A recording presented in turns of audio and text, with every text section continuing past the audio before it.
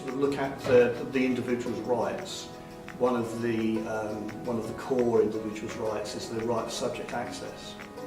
And it's making that under GDPR as easy as possible. And certainly I think that's one of the things that consumers are going to take advantage of. It's a lot more easier for them to get this information. For example, they don't have to pay you any money. The amount of publicity that's going to be going on, that the Information Commissioner's office has already said that they're going to sort of be publicising this to the general public.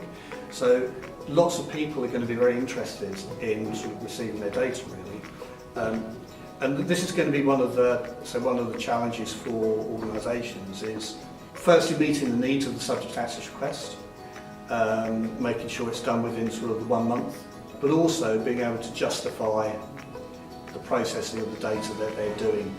Because I see one of the biggest challenges being that you provide the data to the data subject, and especially if they're in some way informed, which they may well be by the time GDPR comes into play, they'll be asking things like, why do you need this data, what are you processing it for, where did you get it, did you have my consent? All of those challenges will need to be answered. And again, I suppose like coming back to the data governance piece, that without those audit trails, and without those audit trails being having enough integrity to be used as evidence, then an organisation might struggle to meet those challenges from consumers, and they are quite valid. They are quite valid challenges. These are rights that have been given to individuals.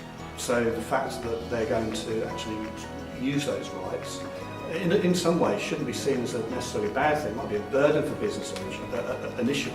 They sort of tend to escalate from that, so the consumer will then have the right to sort of stop direct marketing, for example. They'll have the right to sort of cease data processing, unless you've got a good enough reason why you shouldn't cease it. The rights for rectification as well.